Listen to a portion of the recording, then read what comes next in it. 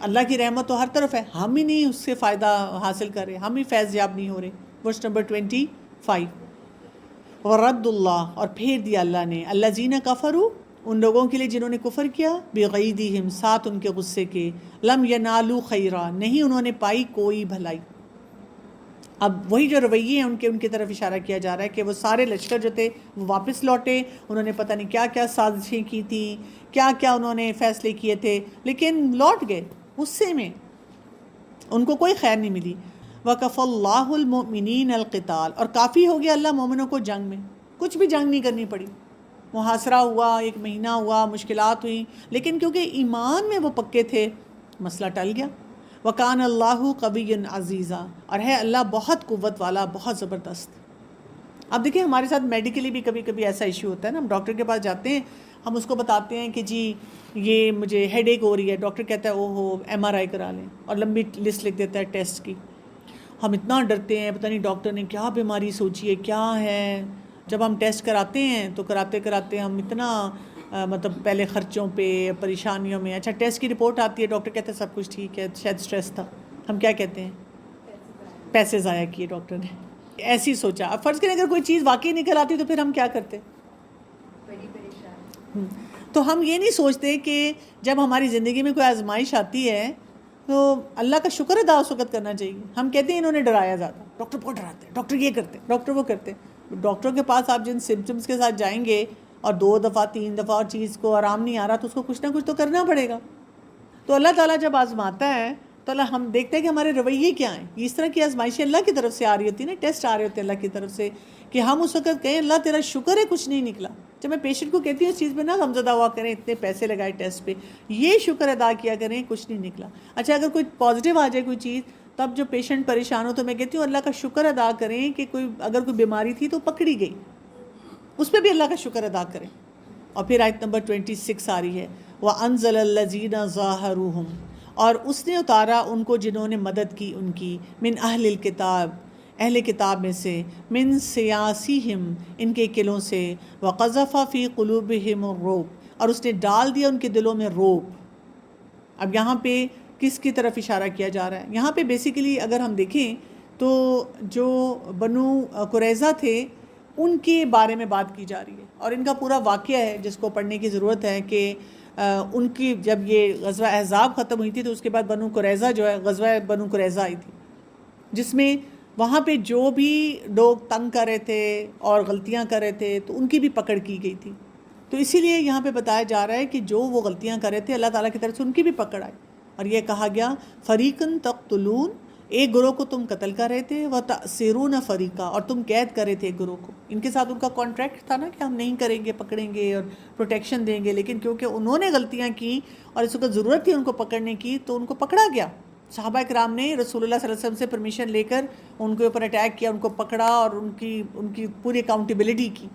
تو اس کا ذکر یہاں پہ کیا جا رہا ہے، اور اس پہ بڑا پولیٹیکلی یہ بات کی گئی کہ مسلمانوں نے یہ کیوں کیا اور ایسے کیوں کیا، لیکن جو بھی معاملات تھے وہ اللہ تعالیٰ نے جو طریقہ بتایا تھا اس کی وجہ سے کیے گئے تھے، اور وہ اس وقت کی ضرورت تھی، ان کو کرنا ضروری تھا۔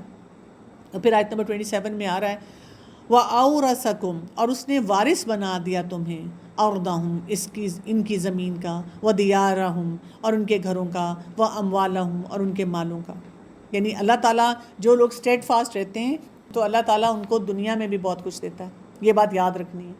ہم سمجھتے ہیں دنیا میں ہمیشہ لاس ہوگا، لیکن دیکھیں کوئی ٹائم فریم ہوتا ہے۔ ہماری پرابلم ہے کہ ہم ٹائم فریم نہیں چاہتے ہیں، ہم انسٹنٹ کلک پہ چاہتے ہیں۔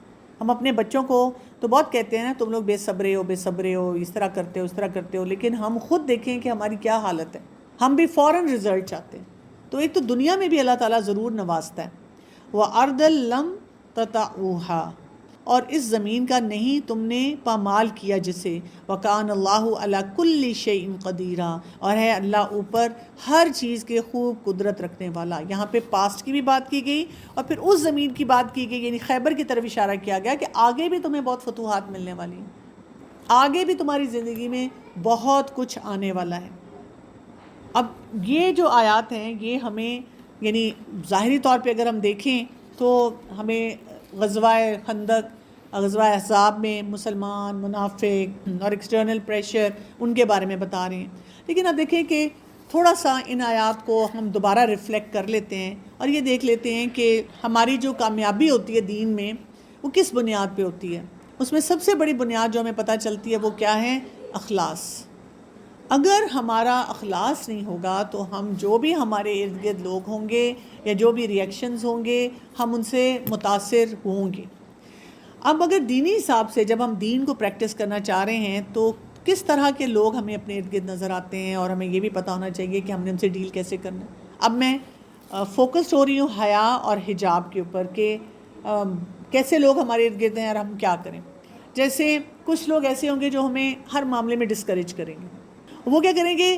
کنٹینیوسلی جو بھی دین کے راستے میں مشکلات آتی ہیں ان کو میگنیفائی کرتے رہیں گے، بڑا بڑا بنائیں گے. کبھی وہ کہیں گے زندگی بڑی مشکل ہے، کبھی آپ کو کہیں گے کہ آپ بہت ایکسٹریمسٹ ہو گئی ہیں، کبھی آپ کو کہیں گے زندگی انجوائے کرو، کبھی آپ کو کہیں گے کہ دیکھو جی یعنی دین اور یہ جو ساری بات ہے نہیں تو دل میں ہونی چاہیے، ہم کور کریں نہ کریں اس سے کوئی فرق نہیں پڑتا.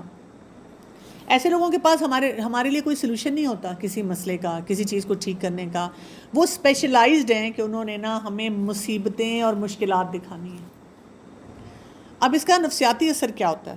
آپ جب ایسے افراد کے ساتھ زیادہ اٹھتے بیٹھتے ہیں تو آپ کے اندر ڈاؤٹس بہت آ جاتے ہیں، آپ ڈرنا شروع ہو جاتے ہیں، آپ کا اوور تھنکنگ پیٹرن آتا ہے. اب ہر معاملے میں سوچتے ہیں یہ جو میں نے کیا فیصلہ ٹھیک تھا کہ نہیں ٹھیک تھا، مجھے یہاں پہ قرآن پڑھنا بھی چاہیے کہ نہیں پڑھنا چاہیے، مجھے واقعی فلاں جگہ نماز پڑھنی چاہیے یا وہاں وقتی طور پہ چھوڑ دینی چاہیے، یہاں سر کور کرنا چاہیے نہیں کور کرنا چاہیے. کبھی وہ شوہر کی بات بتائیں گے، کبھی آپ کو میکے سسرال میں کوئی مسئلے دکھائیں گے، کبھی کوئی فیوچر کی بات کریں گے. اور اس کو اوور تھنکنگ پیرالسس یا ڈیسیژن پیرالسس ہمارا ہونا شروع ہو جاتا ہے اور اس کی وجہ سے انسان ایگزاسٹ ہو جاتا ہے. اور جب آپ ایگزاسٹ ہو جاتے ہیں تو آپ کا وہ جو ایک یقین کی کیفیت ہے، جب آپ قرآن کو پڑھتے ہیں، سمجھنے کی کوشش کرتے ہیں، وہ تباہ ہونی شروع ہو جاتی ہے. پھر ہماری زندگی میں کچھ ایسے لوگ ہوتے ہیں جو کہ جس کو ہم کہتے ہیں پیسیو آبزرورز. وہ ایسے لوگ ہوں گے کہ نہ ہمیں ہیلپ کریں گے، نہ فائدہ دیں گے، نہ نقصان دیں گے. اور یہ لوگ ہمیں کیسے کرتے ہیں؟ کیونکہ یہ نا بس ٹھنڈے ٹھنڈے بیٹھے رہتے ہیں، نہ یہ کر رہے ہیں نہ وہ کر رہے ہیں. جب ہم ایسے لوگوں کے ساتھ زیادہ گھرے ہوئے ہوتے ہیں ہمیں لگتا ہے کہ شاید جو میں ہوں میں بہت ہی ہائپر ہو کے دین کو پریکٹس کر رہی ہوں، کیونکہ وہ ڈھیلے ڈھیلے ہمیں نظر آ رہے ہوتے ہیں. اور ہمیں لگتا ہے کہ اچھا مثلاً اگر میں نے حجاب پہنا ہے تو پتہ نہیں میں ٹھیک بھی کر رہی ہوں کہ نہیں. وہ روک بھی نہیں رہے لیکن وہ کیونکہ خود ڈھیلے بیٹھے ہوئے ہیں، وہ کبھی نماز پڑھتے ہیں کبھی نہیں پڑھتے، کچھ کرتے ہیں نہیں کرتے، کسی معاملے میں بہت زیادہ بولتے نہیں ہیں، اس کا بھی ہم امپیکٹ لیتے ہیں. پھر یہ کہ کچھ لوگ ایسے ہوتے ہیں جو کنڈیشنل قسم کی سپورٹ ہمیں دیتے ہیں. ٹھیک ہے، وہ صرف اس چیز میں سپورٹ ہمیں دیں گے جو ان کے لیے آسان ہے یا جب سچویشن آسان ہے. جیسے جب تک کرٹیسزم نہیں آئے گا تو وہ ہمیں حجاب کے اوپر سپورٹ دیتے رہیں گے. جب تک ان کے اوپر یا جو کام وہ ہمارے ساتھ کر رہے ہیں اس معاملے میں کوئی رکاوٹ نہیں آئے گی تو وہ ہمیں کہیں گے ٹھیک ہے. یعنی وہ بیسیکلی آپ کو میسیج یہ دیتے ہیں کہ اصول جو ہیں ان پہ نیگوشیٹ کیا جا سکتا ہے. جیسے اگر آپ حجاب پہن کے فلمیں بھی دیکھ رہے ہیں، ناچ گانا بھی کر رہے ہیں تو ان کو کوئی پرابلم نہیں ہوگی آپ کے حجاب سے.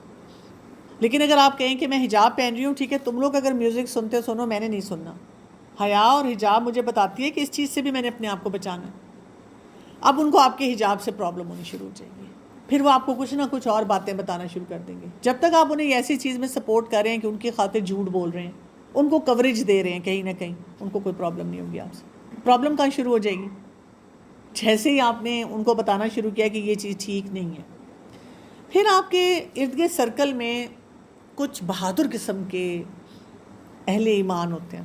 یہ وہ ہیں جو کہ پریشر میں بھی بڑی قوت کے ساتھ اپنے معاملات کو لے کے چل رہے ہوتے ہیں. ان کی زندگی میں جتنی مرضی ڈیفیکلٹیز ہوں وہ بہت کلیئر ہوتے ہیں کہ انہوں نے یہ کام کرنا ہی کرنا ہے. اگر آپ ان سے کبھی بات کریں، ان سے کہیں کہ شاید آپ کے لیے بہت آسان تھا، آپ نے حجاب لیا، تو وہ بتائیں گے کہ نہیں میرے لیے آسان نہیں تھا، میرا یہ چیلنج تھا.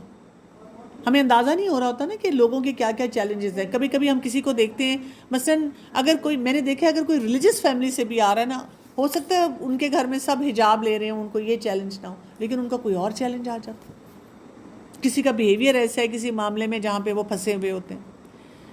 اور ایسے لوگ جو ہوتے ہیں یہ ہمارے لیے اس طرح رول ماڈل بنتے ہیں کہ ہم ان کو جب دیکھتے ہیں تو کبھی کبھی تو ہم ان سے سیکھ رہے ہوتے ہیں اور کبھی کبھی ہم کہتے ہیں یہ کر سکتے ہیں میں نہیں کر سکتی.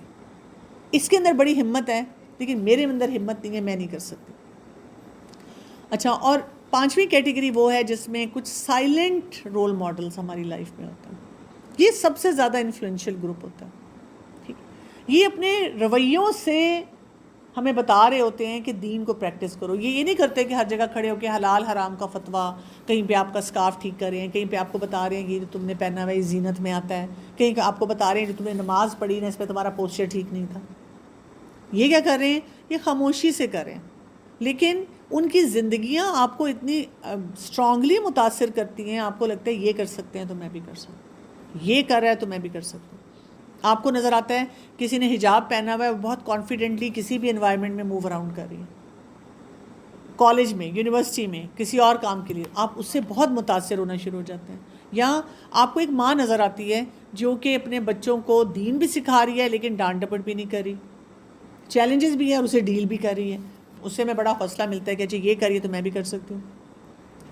آپ کو ایک پروفیشنل خاتون نظر آتی ہیں جو ریگولر کہیں قرآن پڑھنے جاتی ہیں یا کورس کرتی ہیں، اور وہاں اپنے آفس میں بھی بہت سارے نارمز کو اسٹیبلش کر رہی ہوتی ہیں. بڑے اچھے طریقے سے انہوں نے اپنی ٹیم کو بھی لگایا ہوا ہوتا ہے. ٹھیک، آپ کو ایک ٹیچر نظر آتا ہے کہیں پڑھا رہا ہے آپ کو کسی انسٹیٹیوشن میں، ادارے میں، اور آپ کہتے ہیں کہ اس کی پریکٹسز کتنی قرآن کے مطابق ہیں. یہ جو لوگ ہوتے ہیں نا، یہ کہے بغیر سٹینڈرڈز آپ کو دیتے جا رہے ہیں. تو ہمیں کیٹیگرائز کرنا آنا چاہیے. یہ نہیں کہ ہم لوگوں کو لیبل کر رہے ہیں، لیکن ہمیں اپنے دین کی حفاظت کے لیے دیکھنا پڑتا ہے کہ ہم نے کس کی بات سنی اور کس کی بات نہیں سنی. ٹھیک ہے، ہم کیوں کنفیوز ہو جاتے ہیں؟ اس لیے کہ دیکھیں ہمارے اندر مرر نیورونز ہیں، ہم نے ضرور کسی نہ کسی کو فالو کرنا ہے، اور ہم کن چیزوں سے انفلوئنس ہوتے ہیں یہ ہم نے دیکھنا ہے. پاپولیرٹی سے ہم بہت زیادہ انفلوئنس ہوتے ہیں. اگر ہمیں پتہ چلے کوئی شخص بڑا کامیاب ہے، ان نون کسی شخص کے ساتھ آپ ہیں، تو کبھی کبھی ہم اس کو فار گرانٹیڈ لیتے ہیں. کہتے ہیں نا گھر کی مرغی دال برابر، یہ تو اپنی ہے. لیکن اگر آپ کو پتہ چلے کہ کوئی بہت مشہور ہے اور جی اس کی بڑی واہ واہ ہوتی ہے، اور آپ کا اگر ان سے کوئی تعلق ہے، تو ہم اس انفلوئنس میں پھر چیزیں سیکھتے ہیں اور کرتے ہیں. پھر اسی طرح کچھ لوگوں کے اندر اللہ تعالیٰ نے جس کو ہم کہتے ہیں نیچرل کرسما رکھا ہوتا ہے. کچھ لوگ ایسے ہوتے ہیں، ہماری فیملیز میں بھی ہوتے ہیں، ہمارے استاد ہوتے ہیں، یعنی آپ ان سے انفلوئنس لیے بغیر رہ نہیں سکتے. اب جب ان سے بات کرتے ہیں، سنتے ہیں، تو کوئی نہ کوئی چیز آپ کو ہٹ کرتی رہتی ہے. کچھ لوگوں کا سٹیٹس آپ کو انفلوئنس کرتا ہے، آپ جتنا بھی کہہ لیں. یعنی آپ کو یہ پتہ چلے کہ فلاں شخص یہ جانتا ہے. جیسے میں جب کہیں بیٹھوں تو ہو سکتا ہے دین کے معاملے میں لوگوں کو لگے کہ جو یہ بتاتی ہیں بس نارمل سی چیزیں ہیں، لیکن جیسے ہی میں کہتی ہوں کہ میں میڈیکل ڈاکٹر ہوں، اچھا پھر میں ساتھ بتا دوں کہ میں ابھی کلینک بھی کرتی ہوں. کچھ میڈیکل ڈاکٹر ہیں جنہوں نے ڈاکٹری چھوڑ ہی دی ہے، اس سے لوگ بڑے امپریس ہو جاتے ہیں، بڑا غور سے سننا شروع کر دیتے ہیں. کچھ جگہوں پہ اگر میں صرف یہ بتا دوں کہ میں ٹی وی پروگرام بھی کرتی ہوں، تو وہ اور غور سے سننا شروع کر دیتے ہیں، امپریس ہوتے ہیں نا اس چیز سے. تو ہم اکثر کہتے ہیں فرینڈس میں ہم بیٹھ کے بات کریں کہ یہ ہمارے ویپنز ہیں، یہ ڈگریاں. جیسے آپ کہیں بھی جائیں لوگ ڈگریوں کو دیکھ کے اسیس کرتے ہیں کہ اس کو کیا آتا ہے. اسی طرح کچھ لوگوں کی طرف ہم نیچرلی اٹریکٹ ہو جاتے ہیں، ان کی پرسنالٹی ایسی لگتی ہے. جیسے مجھے یاد ہے کہ جب میں پہلی دفعہ قرآن پڑھنے آئی تو قرآن پڑھنے والوں کی ایک میری نا بڑی ریجڈ سی پکچر میرے دماغ میں ہمیشہ سے تھی اور میں ڈرتی تھی. تو جن سے میں پڑھنے قرآن آئی، جو میری مینٹور ہیں، تو میں دیکھتی تھی کہ وہ پلیزنٹ سی شکل ہے، اچھا رنگ بھی پہنی ہوئی ہے، ظاہر لیڈیز میں بیٹھی ہوئی ہیں، اچھا پیارے سے کپڑے پہنے ہوئے ہیں، صاف ستھرے ڈیسنٹ، بڑی اچھی لگتی تھیں کہ اچھا دیندار لوگ ڈریس اپ بھی ہو سکتے ہیں، دیندار لوگ کوئی مزے کا کھانا بھی کھا سکتے ہیں، آپ کے ساتھ نارمل گفتگو بھی کر سکتے ہیں. وہ چیز جو ہے نا وہ آپ کو بہت زیادہ اسٹرائک کرنا شروع کر دیتی ہے. ٹھیک ہے، سوال پوچھیے کہ should we use our social media in such platforms to present our work. جی بالکل، ہمیں سوشل میڈیا کی پاور کو یوز کرنا چاہیے، لیکن دین کے دائرے میں رہتے ہیں. یہ ضرور دیکھنا ہے، بہت محتاط ہو کے استعمال کریں. میں سوشل میڈیا سے پرسنلی بہت ڈرتی ہوں، میں استعمال بھی کرتی ہوں لیکن میں اس سے بہت ڈرتی ہوں، کیونکہ آپ دیکھیں کہ ایک چھوٹی سی کوئی چیز ہوتی ہے اور وہ لوگ آپ کو سال ہر سال معاف نہیں کرتے. اور سب سے زیادہ مجھے ہوتا ہے کہ ہم تو ہیں ہی فلاڈ انسان نا، ہم تو مکمل ہیں ہی نہیں، کوئی نہ کوئی غلطیاں کرتے رہتے ہیں، لیکن دین کو نقصان نہ ہو جائے، بس یہ بات بہت ضروری ہوتی ہے کہ ہم ایسا کوئی کام نہ کریں. تو انفلوئنس ہمیں کس چیز سے ہونا چاہیے؟ انفلوئنس ہمیں ہونا چاہیے حکمت سے، جہاں ہمیں حکمت نظر آئے اور وہ دین کے مطابق حکمت ہو. انفلوئنس ہمیں ہونا چاہیے انٹیگریٹی سے. انٹیگریٹی کیا ہے؟ کہ ہمیں اندر باہر اس شخص کا ٹرانسپیرنٹ نظر آئے. یعنی جب ہمیں یہ پتہ چلے کہ دیکھیں کوئی انسان ایسا نہیں جس کے گھر میں چیلنجز نہیں ہیں. میں ایسے بہت زیادہ دین کے کام کرنے والی فیملیز کو جانتی ہوں جن کے گھر میں کوئی نشے والا بھی بیٹھا ہوا ہے. اب ان کا تو کوئی قصور نہیں ہے. اگر کوئی بچہ جا کے نشہ کرتا ہے, کسی سے دوستی کر لیتا ہے, آپ اپنے بچوں کو ایک لیول تک بتا سکتے ہیں. اگر آپ کا بچہ سوشل میڈیا پہ کوئی ایسی چیز ڈالتا ہے, آپ اسے اگری بھی نہیں کرتے, اب آپ کیا کہہ سکتے ہیں اس کو؟ آپ کچھ نہیں کہہ سکتے. لیکن یہ کہ وہ یہ نہ کرے کہ آپ کے سامنے ایک ڈبل سٹینڈرڈ دے, آپ کے سامنے بتائے کہ پتہ نہیں ہمارے گھر میں تو سب کچھ ٹھیک ہو رہا ہے اور سب کچھ ٹھیک ہے, اور اندر بڑی خرابیاں ہوں. میں یہ بھی نہیں کہتی خرابیوں کو نشر کرے, لیکن انسان بولے کہ بھئی ہم سب انسان ہیں, ہم سب سے غلطیاں ہوتی ہیں, اور ہمارے ارد گرد ہم ہر ایک کو کنٹرول بھی نہیں کر سکتے. اور یہ کہ آپ کو ان کا اللہ تعالیٰ کے ساتھ تعلق جو ہے نا وہ مضبوط نظر آئے. جیسے ایک اگر سوشل میڈیا انفلوئنسر ہے, 2 ملین اس کی فالوورز ہیں, لیکن حیا کا کوئی سٹینڈرڈ نہیں ہمیں صحیح نظر آ رہا, یا وہ جو باتیں بتا رہی ہیں وہ وزڈم کے ساتھ نہیں ہیں.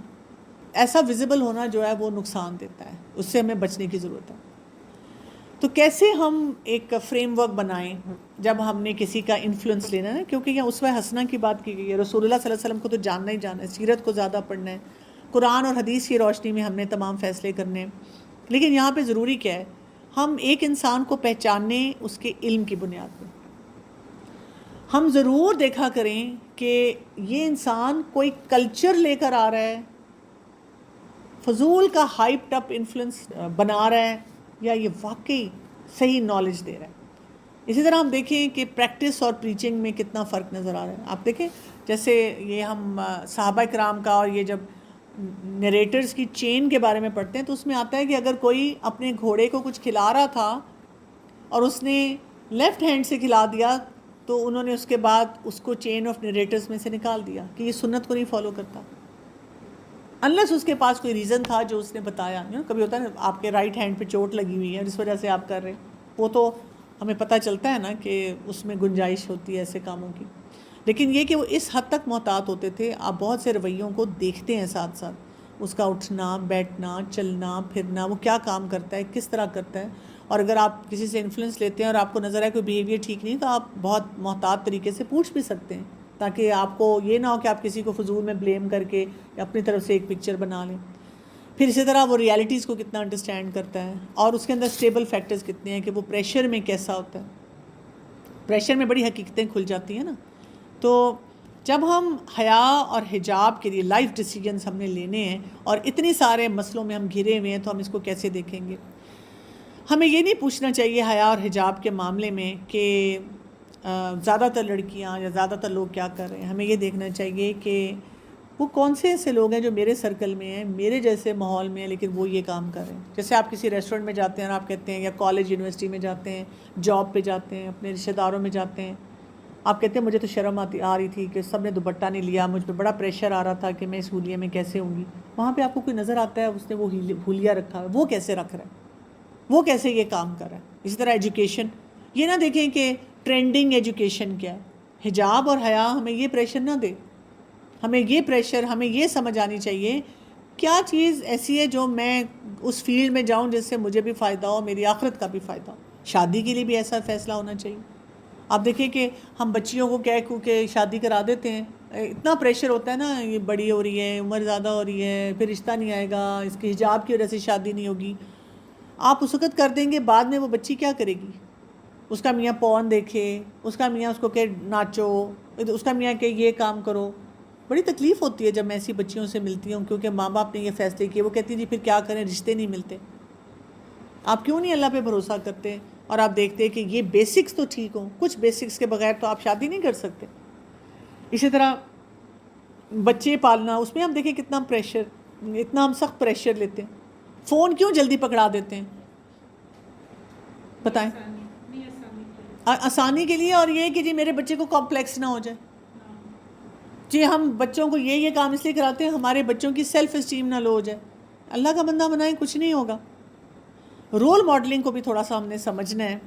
جیسے ہم نے اس آیت یہ 21 میں ابھی دیکھا تھا, اس کو بھی ہم بہت اچھی طرح سمجھیں. لَقَدْ كَانَ لَكُمْ فِي رَسُولِ اللَّهِ أُسْوَةٌ حَسَنَةٌ, کہ ہمارے لیے رسول اللہ صلی اللہ علیہ وسلم کی زندگی میں بہترین نمونہ ہے. یہاں پہ آپ دیکھیں لیونگ ماڈل جو ہے نا, ان کے امپورٹنس بتائی گئی ہے.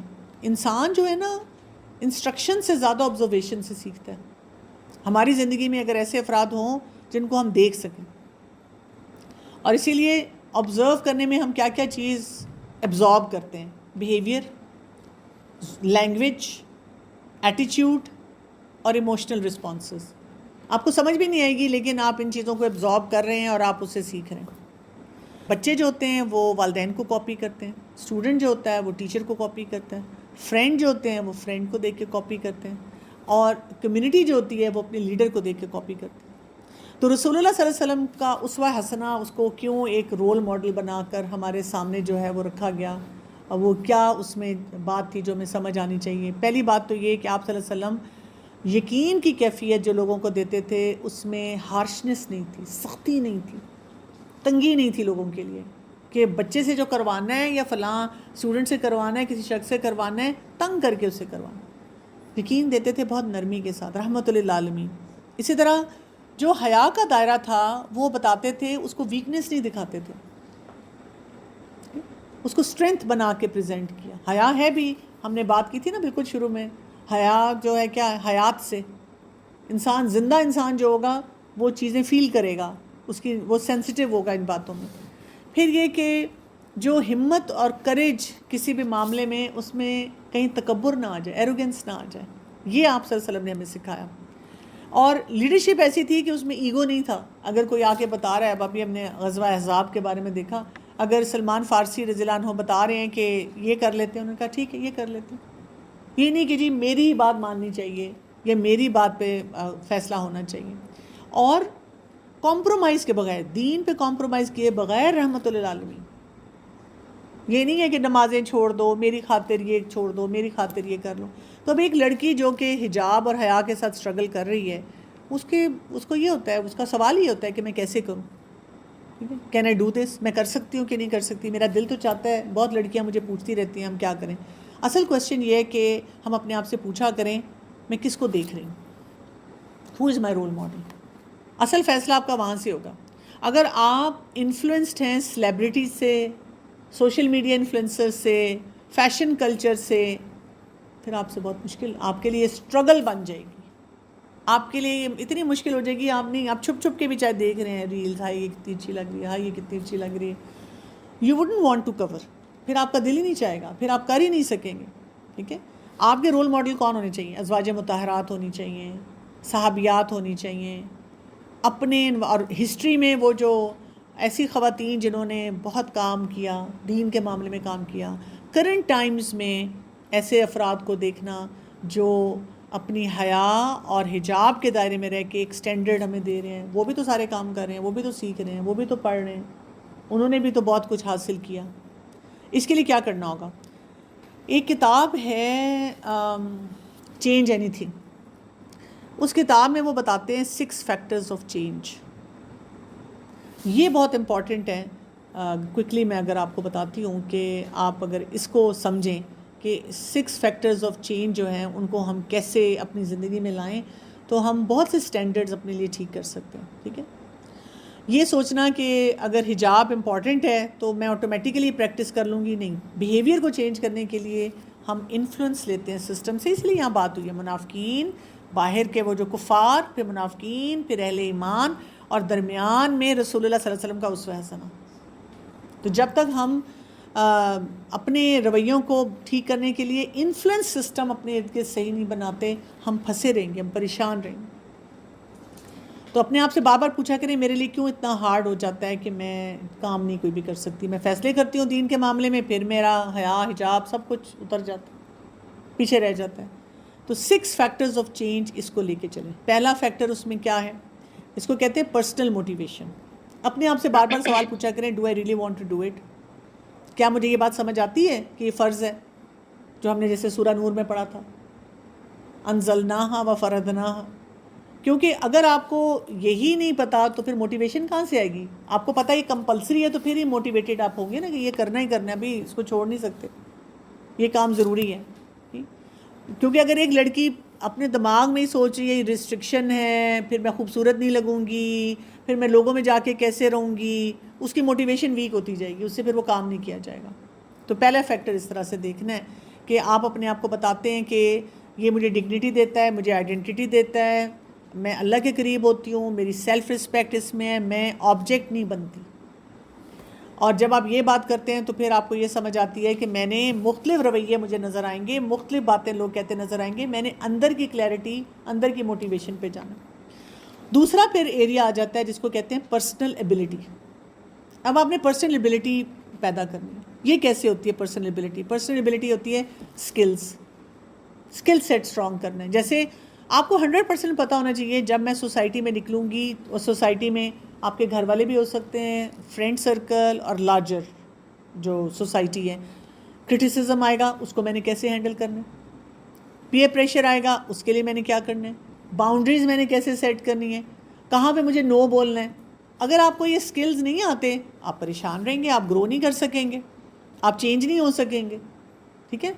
اب کیونکہ آپ کو دیکھیے ہر وقت یہی تو ڈر لگتا ہے, میں یہاں کیسے بولوں, میں یہ کیا بولوں, میں یہاں جاؤں نہ جاؤں. آپ کو پتہ ہونا چاہیے میں نے کیسے جانا ہے, ایموشنلی ریگولیٹڈ رہنا ہے, اسرٹیو رہنا ہے, اور بڑے اچھے طریقے سے, آسان طریقے سے بات کو کمیونیکیٹ کرنا. یہ انسان نا تجربات سے سیکھتا ہے. شروع میں ڈر لگتا ہی لگتا ہے, یہ پتہ ہونا چاہیے ہمیں ڈر لگتا ہی لگتا ہے. اتنے بہادر نہیں ہم بن سکتے, اسکل سیٹ ویک ہوتا ہے. جیسے کچن میں جا کے ایک دم کوئی آپ کو کہے آپ نے کبھی پیاز بھی نہ کاٹا ہو کہ جاؤ جا کے آلو گوشت بناؤ, تو آپ کو ڈر لگے گا کہ مجھے تو پیاز بھی نہیں کاٹنا آتا, میں نے کبھی چولہا ہی نہیں جلایا, میں تو مائکرو ویو میں بس چیزیں گرم کی ہیں. تو ظاہر ہے پھر آپ آہستہ آہستہ سیکھیں گے, غلطیاں کریں گے, پھر آہستہ آہستہ آپ کا ڈیولپ ہو جاتا ہے. تھرڈ ایریا اس میں ہوتا ہے وہ ہے سوشل موٹیویشن, کہ مجھے کون, ہم کہتے ہیں نا آپ کو ایک ولیج چاہیے, ایک ٹرائب چاہیے جو آپ کے ساتھ ہو. کون سا سرکل مجھے موٹیویٹ کرتا ہے, انکریج کرتا ہے, میرے لیے تالیاں بجاتا ہے کہ واہ واہ واہ تم نے کیا کام کیا, تو میں ان کے ساتھ زیادہ اٹیچڈ ہوں. یعنی کئی دفعہ بچیاں مجھے کہتی ہیں میں جس کالج یونیورسٹی میں پڑھ رہی ہوں وہاں پہ کوئی بھی حجابی نہیں, حجاب والوں کا مذاق اڑایا جاتا ہے, میں کیا کروں, ہے ہی کوئی نہیں. کہتی کوئی بات نہیں, آپ کا کوئی قرآن اسٹڈی سرکل ہے, آپ ونس اے ویک ان سے ملتے رہیں. اب میں بھی جب ڈاکٹر سرکل میں جاتی ہوں وہاں پہ ہر طرح کی ویرائٹی ہوتی ہے, یا اپنے آپ فیملی میں بھی جاتے ہیں ہر طرح کی ویرائٹی ہوتی ہے, لیکن آپ کا جو قرآن کا سرکل ہوتا ہے نا وہ آپ کو جوڑ کے رکھتا ہے, وہ آپ کو ایک موٹیویشن دیتا ہے. ٹھیک ہے. آپ دیکھیں جیسے ہمارے سرکل میں کچھ ایسے لوگ ہوں گے جو منافقوں کی طرح ہوں گے, جیسے اپنے سورہ الاحزاب میں پڑھا, وہ آپ کو ڈاؤٹس دیتے رہیں گے. لیکن کچھ لوگ ایسے ہوں گے جو آپ کو ہر وقت وہ بتاتے بھی رہیں گے, واہ واہ آپ کے لیے کرتے رہیں گے. تو آپ نے دیکھنا ہے کہ میری ایکچوئل اسٹرگلس کیا ہیں, میرے پریکٹسنگ فرینڈس کتنے ہیں, سوشل میڈیا پہ کن لوگوں کو میں فالو کر رہی ہوں, میرے کزنس, میرے کوئی مطلب سرکل میں کون سے لوگ ہیں کہ میں کون سا اسٹینڈرڈ سیٹ کروں. چوتھا فیکٹر آتا ہے, اس کو کہتے ہیں سوشل ایبلٹی. میرے ارد گرد کچھ ایسے لوگ ہیں جو کہ کامیاب ہیں, انہوں نے حجاب لیا اور اس کے ساتھ کامیاب ہیں, میں ان سے کیسے موٹیویشن ہوں. ٹھیک ہے. ایک فرینڈ کہتی ہے آؤ میں تمہیں بتاؤں حجاب کیسے پہننا, آؤ میں تمہیں بتاتی ہوں اچھا سا بایا کیسے لینا ہے جو ڈیسنٹ بھی ہو اور تم فٹ ان بھی ہو, لیکن وہ مقصد نہ اس کا فوت ہو جائے. تم نے کور کیسے کرنا ہے, تم یہاں پہ کیا جواب دو گی, تم کیا کام کرو گی, وہ آپ کے جو ہوتے ہیں نا آپ کے سرکلز میں آپ کے ساتھ ہوتی ہے. اب کبھی کبھی آپ اسے ساتھ لے کے جاتی ہیں, فلاں جگہ تم آؤ گی, اچھا مجھے بتاؤ اس کا جواب کیا ہے, اچھا مجھے بتاؤ اس کا کیا کرنا ہے. ٹھیک ہے. جیسے رسول اللہ صلی اللہ علیہ وسلم صحابہ کرام کے لیے کانسٹنٹلی وہاں موجود ہوتے تھے, تو ایسے مینٹورز جو ہوتے ہیں ان کے ساتھ ہمیں رہنا ہوتا ہے. پانچواں کام جو کرنا ہوتا ہے اس کو ہم کہتے ہیں اسٹرکچرل موٹیویشن. اسٹرکچرل موٹیویشن کیا ہوتی ہے کہ میری انوائرمنٹ میں کوئی مجھے ریوارڈ ملتا ہے, ایسا کچھ ہونا چاہیے انوائرمنٹ میں, کہ میری انوائرمنٹ میری اپیئرنس پہ اور میرے کریکٹر پہ, ان چیزوں پہ کہاں میری تعریف کرتی ہے. تو اسٹرکچر میں دیکھیں کچھ لوگوں سے آپ ایسے ملتے رہیں جو بڑا آپ کو اپریشیٹ کریں کہ تم حجاب پہنتی ہو, یا تم نے حیا کے ساتھ یہ فیصلہ کیا.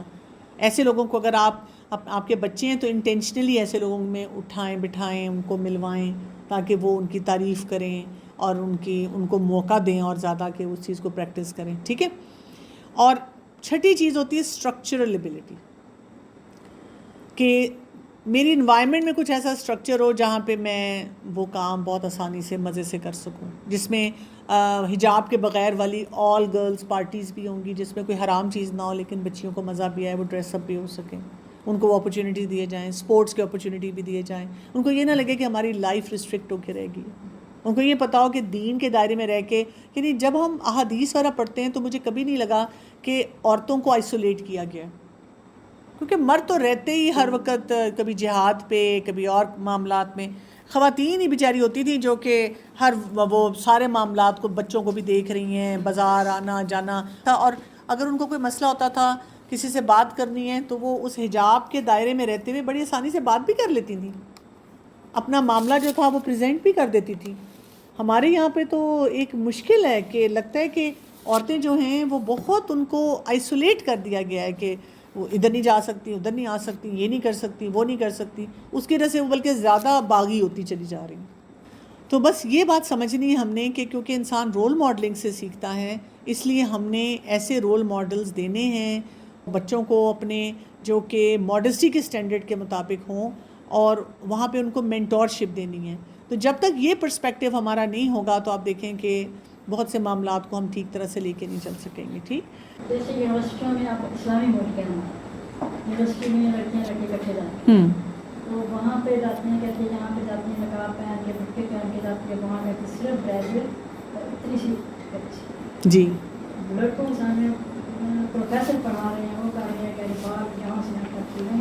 اپنا اسلامی ملک ہونے کے ناطے تھوڑی سی پابندی وہ لگا رہے کہ بڑھ کہ یہ آنا اس طرح سے آنا اور سے منع ہے، کتنی اچھی۔ جی بالکل بالکل اچھی بات ہے، ایسے ہونا چاہیے۔ بس ہم یہ کام کر سکتے ہیں کہ ہم ان کے لیے دعا کریں، ان بیچاروں کے دل اللہ تعالیٰ کھولے۔